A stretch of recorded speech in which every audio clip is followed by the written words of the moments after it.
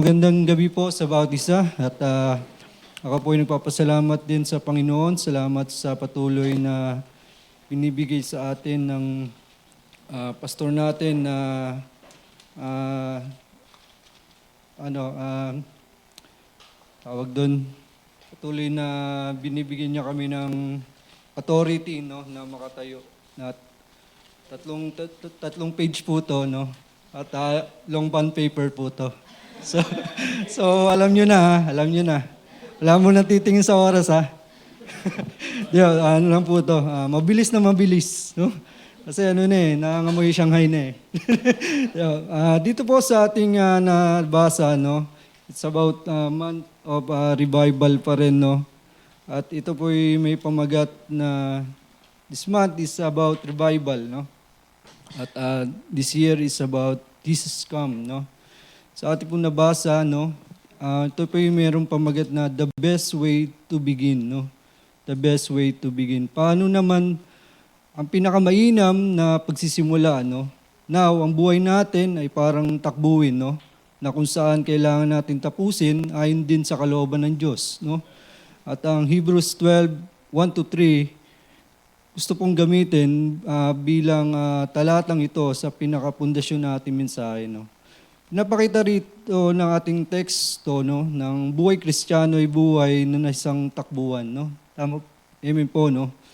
At pinapaalala sa bawat Kristiyano na meron pong race, no, na tubiran, no, na nabanggit, no? Kaya po sa ating topic na the month of revival, no, ay lagi po nating isipin na hindi lang ito revival month, no?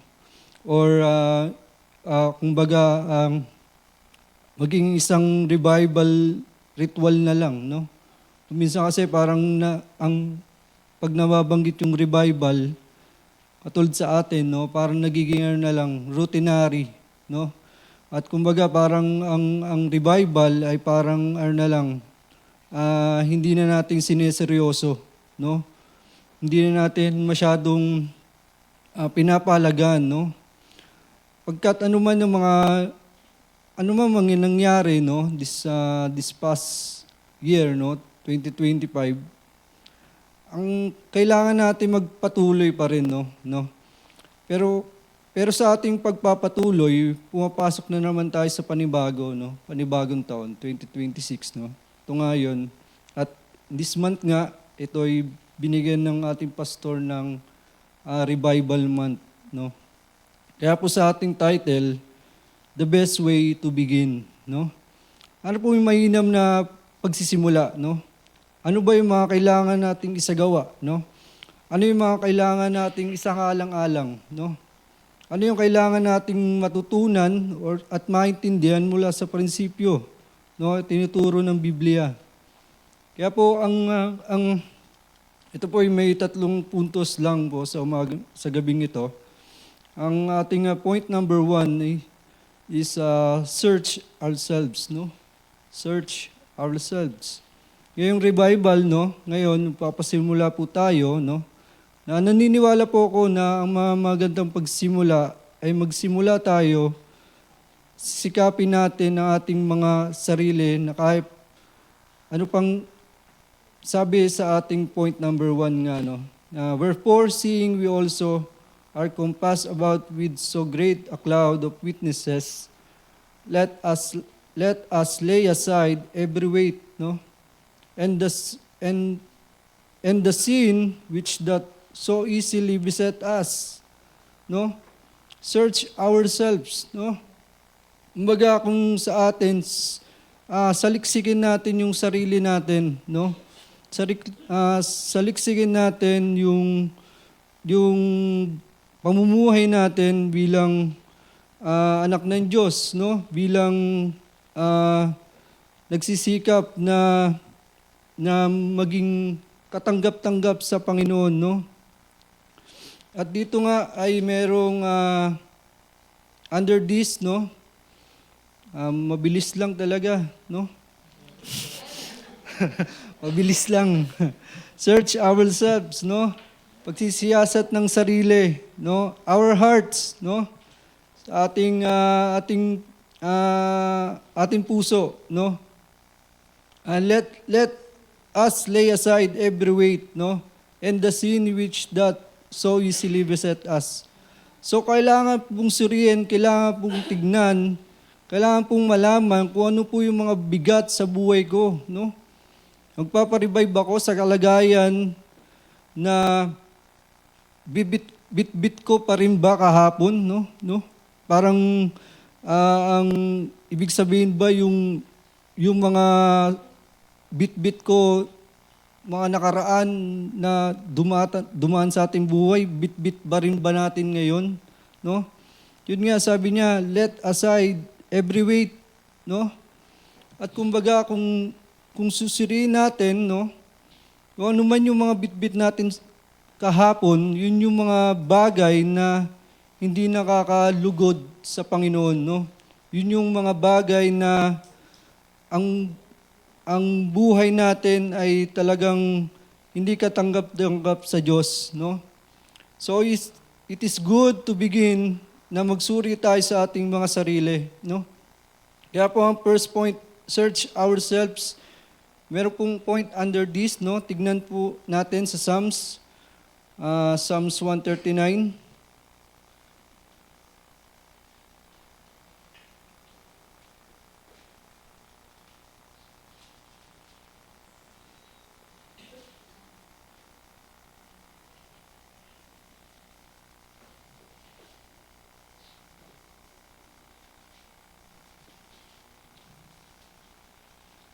Psalms 139 verse 23 to 24, no? Search me, O God, and know my hearts. Try me and know my thoughts, no? And verse 24, and see if there be any wicked way in me, and lead me in the way everlasting, no? Heart searching, no? Kumbaga tayo, saliksikin natin yung puso natin, no? Baka meron tayong mga bagay na iniingatan pa rin sa puso natin, kaya hindi tayo ma-revive, no? Kumbaga hindi tayo makitaan ng revival sa ating pamumuhay Kristiyano. And then secondly, soul searching, no? Dito po sa talatang ito, mga kapatid, sinasabi na maintindihan natin ang usapan ng searching, no? Unang-una, ang pagsisiyasat ng ating puso, ng ating, sa ating sarili, sa Diyos, no? Kumbaga, search natin yung buhay natin bilang Kristiyano rin, kung minsan, na kung tayo pa ba'y nakakalugod sa Panginoon, no? Dito nga nasabi, search me, O God, and know my hearts, no? Iano natin sa Panginoon, hayaan natin yung Panginoon yung magsiyasat ng puso natin, no? At tanggapin natin kung ano yung sinasabi ng Panginoon, no? Kasi kung dinalabanan natin yung salita ng Diyos, no? Kung tayo ma-pride pa rin, no? Baka hindi po tayo yung sinasabing may revival pa rin, no? Baka ito yung sinasabing ritual na lang. Baka sinasabing revival kasi, revival month, pero wala namang nagbabago, no? Search me, O God, no? Search me, O God, and know my hearts, no? Heart, no? Walang S pala yun. Yagdagan ko, Ako, yari ako. No. Search me, O God, and know my heart. Try me. No? The best way to begin Christian para sa buwan na ito ay magkaroon tayo ng searching, no? Soul searching, self-searching, at tulad ng Psalms na hayaan natin ating sarili openly sa Diyos, no? Na nakakasino, no? Siya yung nakakaalam, no? Na ating puso, nakakakilala sa atin, no? Hayaan natin yung Diyos na siya yung mag-reveal ng puso natin, no? Maghayag ng ating kalagayan sa Diyos. Kasi alam ng Diyos kung ano yung motibo natin, no? Alam ng Diyos kung nasaan na yung puso natin. Kaya nga yung month natin ngayon, no, revival, napakahirap ding gawin yan, no? Kasi marami tayong kalaban, marami tayong kaagaw, no, sa Panginoon. At tapos na po yung first page dito.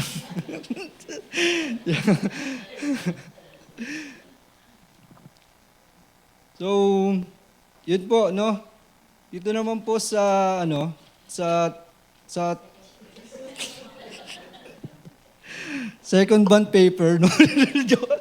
Second bond dito po sa ating second point, no? Settle our sin and shortcomings, no? Settle our sin and shortcomings, no? Under this, confront our sin, no? Tayo mismo, kilalanin natin kasalanan, ang kasalanan, no? Kilalanin natin mali ang mali. Hanggat di natin tinitignan yung kasalanan ay kasalanan, no? Di tayo magiging katanggap-tanggap sa Diyos. Kaya nga ito yung mga magmimistulang bigat sa buhay mo, no? Sa buhay natin, no? Kaya hindi tayo makatapos sa takbuhin, eh. No? Kung minsan, ito yung magiging hadlang sa atin kung bakit di tayo ma-revive, no? Kung bakit di tayo matapos sa ating mga takbuhin sa buhay. Sapagkat meron tayong mga kasalanan, no, na hindi pa natin kino-confront sa Panginoon, no?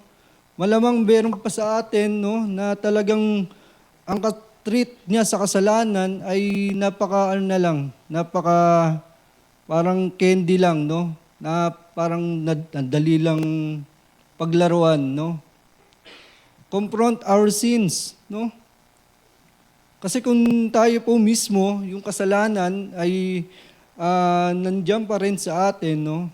Or yung mga hindi pa rin natin na-settle sa Panginoon na mga shortcomings na dala pa rin natin sa buhay natin, baka hindi po tayo katanggap-tanggap sa Diyos, no? Kaya ito po yung magmimistulang bigat sa buhay natin, eh. Kung minsan parang hirap na hirap kang makasurvive, di ba? Parang hirap-hirap kang lumaban sa buhay Kristiyano, buhay mananampalataya. Kasi kung minsan yung kasalanan ay parang gustong-gusto mo pa, no? No, confront our sins, no? And then say, under this, confess our sin and shortcomings, no? Confess, acknowledge before God, no? Kilalanin natin, tanggapin natin na mali tayo, no? Nagkulang tayo, nagkasala tayo, no? Huwag na tayong mga tuwiran, no? No? Sinabi na nangangatwiran ka na, eh. Alam na ng Diyos na may kasalanan ka sa puso mo, no? Kung minsan tayo nanlalaban pa, no? Parang mas kaya natin yung sarili natin kaysa sa Diyos, no? Confess our sin and shortcoming. Wag nang magmatigas, no? Kung nagkulang tayo, no? Kailangan natin yung mercy ng Diyos, no? Kailangan nating lahat, no? Kung nagkulang ka sa part na ganito, no? Nagkulang ka sa part na ganon, ihingi mo ng mercy sa Diyos, no? And then under this, no? Correct, no? Correct our sins and shortcomings, no? Wag na tayong magmatigas, no? Ipakorek na natin sa Panginoon, maging bagbag yung ating puso, no? Lalapit sa Diyos, no? I-correct natin yung sarili natin sa harapan ng Panginoon, no? Kasi kung doon pa rin tayo, no, na nagmamatigas pa rin tayo sa pangungusap ng banal na Espiritu, no, na yung nangungusap sa atin ng Diyos, ay baka hindi talaga tayo tunay na anak, eh. No? Kumbaga magpa-correct na tayo, no? Kung talagang mali ka na. Kung talagang nagkasala ka, no? Nagkasala ka, tanggapin mo yun. At yun yung mga bigat sa buhay natin, no? Yun yung mga weight, no, na talagang nagpapabigat sa atin, kaya hindi tayo makatapos sa takbuhin natin. Kundi hindi tayo makausad, no? And ang gusto natin ay tayo ma-revive, no? But suddenly, no, ay hindi naman natin kinokorek yung puso natin sa Diyos, no? At yun yung ang hirap gawin, no, sa bilang mga mananampalataya, no, na iwanan or magpakorek sa Diyos, no. Yun yung mahirap na part. But still, na talagang kailangan natin yun eh. Kasi kung tayo hindi magpapakorek, talagang tuloy-tuloy pa rin tayo sa kasalanan, no. Tuloy-tuloy pa rin tayo sa mga shortcomings natin na nagagawa natin sa Diyos, no. At yung mga unsettled natin na mga kasalanan sa Diyos, ay baka dala pa rin natin, no? Baga, kung meron kang ministry, no? Meron kang kasalanan dyan sa puso mo, baka, baka iniingatan mo, no? Parang ganun. So, yun. Ito na. So yun, kung nagkulang tayo, wag na tayong mga tuwiran, di ba? Yun nga, sa correct our sins and shortcoming, na kilalanin mo na mali ang mali, no? Kung nakita natin na see if there be any wicked way in the way, and lead me in the way to everlasting, no? Na ipakorek na natin sa Diyos yung buhay natin na alam naman natin na siya lang yung kailangan natin eh para tayo mismo ay ma-revive, no? Tayo mismo ay matapos natin yung gustong ipagawa sa atin ng Panginoon, no? The best way to begin is to settle our sin and shortcomings, no? And then thirdly, ito na. Ito na.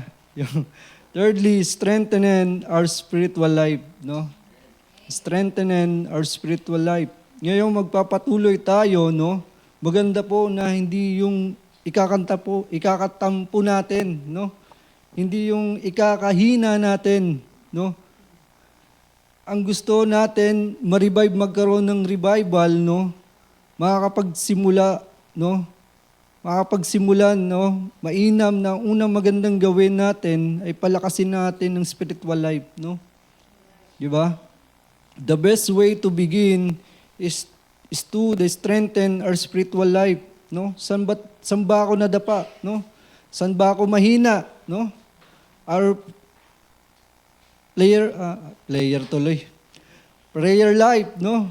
Our prayer life. Puro kasi basketball eh. Kaya kabisado yung player kung saan team naglalaro pero yung character sa Bible, 'di ba? Yun. Tayo eh. So yun, ang spiritual life natin, no? Pinapalakas ba natin, no? Prayer life natin, no? Tayo ba ay wag na lang devotion eh. Ano na lang, basahin na lang yung salita ng Diyos, no? Nagagawa pa ba natin, no? Kaya sabi niya sa verse 2, no? Looking unto Jesus, the author and finisher of our faith, no? Kaya kung tinignan natin na si Jesus Christ, no? Ganito po yan, no? May mga pagkakataon sa buhay natin na masyadong nakatingin tayo sa paligid, no? Sometimes nakatingin tayo sa mga problema, no? Sometimes nakatingin tayo sa mga circumstances na pinagdadaan natin sa ating buhay Kristiyano. And sometimes hindi tayo focus, no? Kaya kung minsan yung strengthen our spiritual life ay bumababa, no? Humihina. Kaya po yun yung ating palakasin, no? Under this fixed sight, no? fix natin yung tuon natin yung paningin natin sa Panginoon, no? I-fix natin yung tingin natin sa Panginoon, no? In Ephesians chapter 4,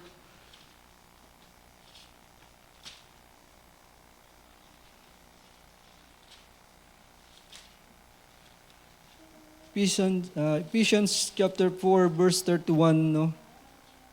Let all bitterness and wrath and anger and clamor and evil speaking be put away from you with all malice, no? 30 malice, no? And 32, be kind one to another, tender-hearted, forgiving one to another, even as God for Christ's sake hath forgiven you, no? Dito yung sinasabing wait doon sa binasa natin in Hebrews 12, no? Ito rin yung mga bagay na maaaring nandito pa rin sa buhay natin bilang Kristiyano, no? At ito po yung mga nagpapabigat din sa atin, kaya hindi rin tayo makapagpatuloy sa paglilingkod sa Panginoon, no? Ang focus natin, no, ay hindi tuon sa Panginoon, no? Sometimes yung sight natin, no, naagaw ng mundo, no? Naagaw ng mga bagay na alam natin magpapahina sa ating spiritual life, no? Wala namang masama sa cellphone or tablet, no? Kasi yung Bible, kahit nandyan, di naman nabawasan yung kapangyarihan yan di ba? Pero yung part na parang yun yung gagawin mong Bible dun sa isang congregation or sa isang pagtitipon, no? Syempre kung may mag-text diyan, no? May mag-text, no? Syempre unahin mo babasahin yung text ng Bible o yung text ni Di ba? Di ba? Parang ganon, di ba? Yung sight natin, kuminsan naagaw ng mga bagay na meron din tayo No, hindi naman parang dogmatic na sabihin ko na wag niyo naman ako masama yung cellphone or what. Hindi. Kumbaga yun lang natin, ilagay lang din natin sa part na hindi tayo madidistract, di ba? Pag araw ng service, no? Di ba? Parang kuminsan may magte-text sa'yo, no? Text si Satan. Ryan, banding tayo, no? Yun, nag-text si Satan, no? Di ba? Friend mo sila, friend. Di ba, ganun. Di ba? Nakaka-distract, no? Di ba? Minsan merong Shopee, maririnig, no? Shopee, no? Tinatawag ka ni Shopee, no? So, yun, fix our sight sa Panginoon, no? At under this, yung focus our sight sa Panginoon, no? Maging focus tayo sa Panginoon, no? Looking unto Jesus. Unto Jesus, no? Our finisher of our faith, no? Looking unto Jesus, no? Focus tayo sa Panginoon, no? Maging focus natin yung Panginoon, no? Hindi ang ibang tao, no? Hindi ang tumatayo dito, no? Ang focus natin yung Panginoon. Kasi kung ang focus natin yung tao, no? Hindi talaga tayo lalago Hindi tayo magkakaroon ng revival, no? Sinong preacher? Sa Friday, gano'n. Si Ryan? Magdadaylan na lang ako. So, gano'n, di ba? Kung nakatingin tayo sa tao, no? Ang spiritual life natin, mas, lumalaban lang yung laman, no? Lumalaban lang yung Satan, no? Sa buhay natin. And feed, no? Ito na, last point. 9:05. Feed, no? Feed, the best way to begin, strengthen our spiritual life under the feed, no? Feed of Word of God, no? Galatians 5:16.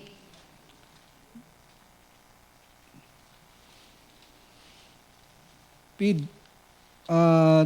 Ano yung pinapakain natin? Madalas, yung kaaway ba, no?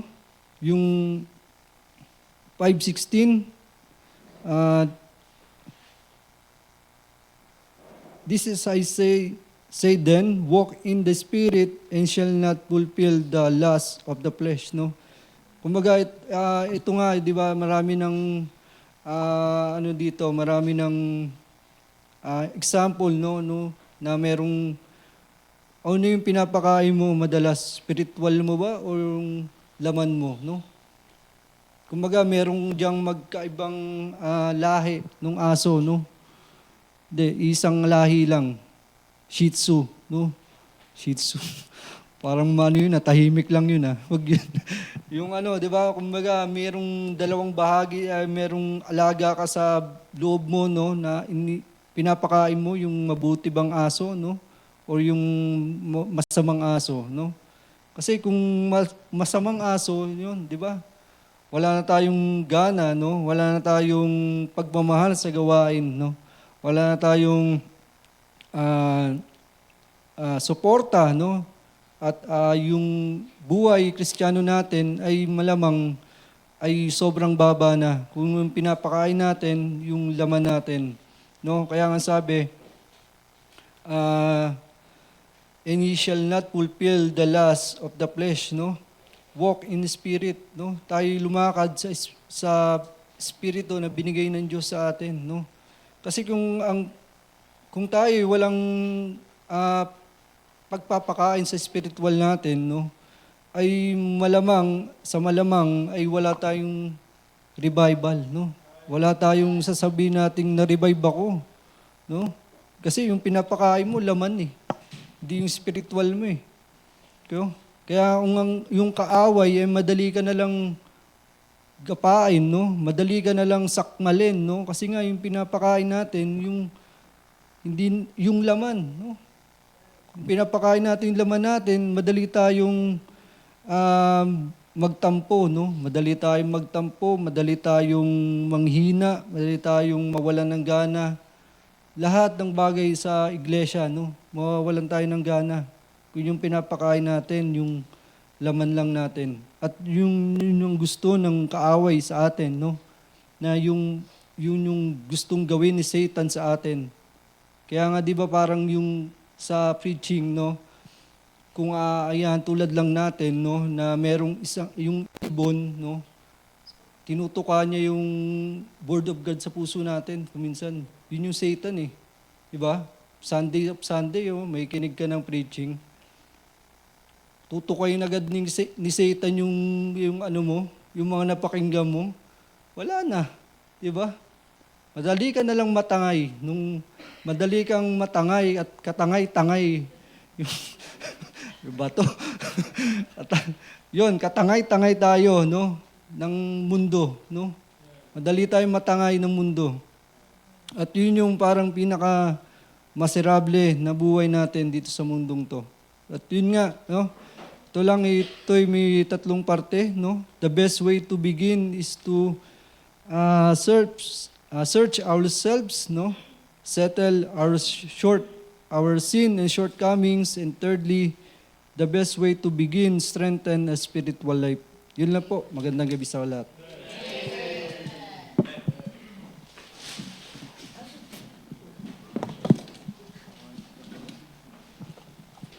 Amen? Gutom na kayo? Slight, no? Amen ba daw sa preaching? Summarize natin. Ano yung first point? Search your heart, di ba? Alam mo, hindi sinabi ni David yon dahil hindi alam ng Diyos yung puso ni David. Sinabi ni David yon, it's a means of, sabi niya, search me, O God, know my heart. Di ba? See if there be any wicked in me and lead me in the way everlasting. It's just saying to God, na Lord, pwede ako magpakorek sa'yo. Willing ako magpakorek. May mali ako, pakita mo sa akin. Alam mo, ginagawa ng maraming Kristiyano? Hindi search me I search the other Christian. Diba? Anong mali sa'yo? Anong mali? Yan lang nakikita, di ba? Then yung sarili nilang mali, hindi nila nakikita. Mali. Tama, no? Hindi ka marirevive pag nakita mo yung mali ng kapatid mo. Madi-discourage ka. Madadapa ka. Tignan mo yung sarili mo sa Panginoon. Ano ba ako, Lord? Diba? Minsan mataas din pride natin. Hindi. Ayaw din nating aminin na may mali din ako. May mali tayo. May tama lagi. Sabi nga, natangay. Di ba? Mga tangay yun pag natangay ka. Mga tangay, di ba? Natangay eh. Oh, so, kailangan, yun ang prayer. Lord, ano bang mali sa akin? Alam mo, pag may mga problema, pag may mga unfortunate event, na hindi naman aksidente sa Diyos, hindi naman nagugulat ang Diyos. Ay, nangyari kay ganito, nagulat. Hindi nagugulat ang Diyos. Tayo pwedeng magulat. Pero ang reaction dapat natin, Lord, search me. Yun ang prayer natin. Lord, baka malayo na ako. Diba? Baka may ginagawa na akong hindi maganda. Baka yung maliit na kasalanan ko, inaalagaan ko, eto na yung balik niya. Sensitivity sa atin. Hindi yung pag may nangyari sa kapatid, yan kasi, ganon. Hindi. No? Siya at ang Panginoon yun. You just got to pray for that. Maganda yung sarili mo. Pangalawa, ano sabi niya? Settle our sins, no? And shortcomings sa Panginoon. Parang bayaran mo, hindi. Pero it was already settled at the cross. So live as it is settled already. Sabi nga, for God hath not given us the spirit of fear, but of love and of power and of a sound mind. Sound mind, ibig sabihin peace. Wala kang kapayapaan, kapatid, pag meron kang inaalagaan. Sabi nga nung preaching nung nakaraan din, di ba? Totoo yun eh. Kumbaga, yung kasalanan mo, yun yung parusa sa'yo. Ba't mo ba nagawa yun? So settle it sa Panginoon. How can you fight for it? Sa kasalanan, sa temptation, no? You have the Word of God. Take the helmet of salvation, the sword of the Spirit, which is the Word of God, di ba? Armored tayo eh. Full body armored. So, gamitin natin yung ating defense at yung offensive natin sa Ephesians. Tama po? Then pangatlo, strengthen our spiritual life. Babalik ka talaga dito. Babalik ka dito. Dito ka lang talaga babagsak. No? Faith cometh by hearing, and hearing by the word of God. Sabi ng Panginoon kay Peter, lovest thou me more than this? Feed my sheep, feed my lamb. Yan ang sabi niya. No? So, kumain tayo dito. Ang problema, lakas natin tumibog physically. Hindi tayo tumichibog dito. Kung gaano tayo tumichibog sa physical food. Yan. Lahat nandito, mataba, maalat, matamis, mapait, maanghang, gusto mo ng mapakla, di ba? Gusto mong action, drama. Gusto mo ano mangyayari in the future? Ayan, action po yan. Ito, nandito lahat. So, lahat ng walks of life nandito. Matututo ka dito. Nawalan ng lahat, ari-arian. Anong sabi niya? The Lord giveth, the Lord hath taken away. Blessed be the name of the Lord. Diba? Nahulog sa babae, alam mo magiging consequence. Nahulog sa kasalanan, alam mo. Inani niya, ano dapat maging attitude mo? I have sinned against the Lord. Diba? Nandito lahat. Nagpapakabuti ka, ginagawa mo kalooban ng Diyos, tapos may mangyaring hindi maganda sa'yo. Galing ka pang church. Remember Joseph. From being a victim, he became a victor. At hindi siya nawala sa pananampalataya niya. So you see, everything that is happening sa atin, sabi ng Bible, were written for our examples. Kaya sinabi ni Paul yun, ina-admonish tayo kung ano man nangyari dito. So, kaya sinabi rin, there hath no temptation, di ba? Temptation naman yun.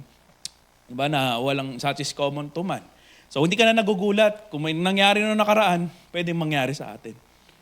So, alam natin yung pwede natin gawin, salita ng Diyos. Babalik ka pa rin dito. That's how you strengthen your spiritual life. Kaya nga, it doesn't matter how many ministries you have. What matters? How do you feed? How much often do you feed yourself with the Word? Hindi naman pwedeng preach ka lang ng preach. Kakain ka din dapat. Yan ang pinakamahalaga. Anong ipapakain mo kung hindi ka kumakain? Diba? Anong ituturo mo sa mga Sunday school kung hindi ka nag-aaral din? Anong ituturo mo sa choir? Diba? Dapat ikaw ang example sa salita ng Diyos. Feeding the Word of God. Amen? Ganda ng message na yun. Hingin ko yung outline. Gamitin, revise natin. Di ba? Ganda, maganda. Amen? Pinagpala ba tayo ng salita ng Diyos? Amen? Tayo lahat. Tawagin natin si Brother Daryl, pag-pray ang food natin, pati yung ating pag-depart. At nagugutom na tayong lahat. Tayo manalangin. Dakilang Diyos na nasa langit, maraming po salamat, Panginoon, sa lahat mga blessing na binigay niyo po sa amin sa buong araw na ito. Sa safety, Panginoon, especially, Panginoon, sa inyong salita na ginamit mo si Brother Ryan, Panginoon, about sa revival, about, Panginoon, din sa aming spiritual na buhay, Panginoon. Lord, dalahin ko po, Panginoon, din sa aming pag-uwi, na ingatan niyo po kami. Ganon din, Panginoon, sa aming kakainin, na pagpalain niyo po ito, na nagbibigay sigla ng aming katawan. Muli, Panginoon, maraming po salamat po sa lahat. Pinupuri ka namin, Panginoon, at tinataas sa pangalan ni Jesus. Amen. Amen po. See you on Sunday. God bless po.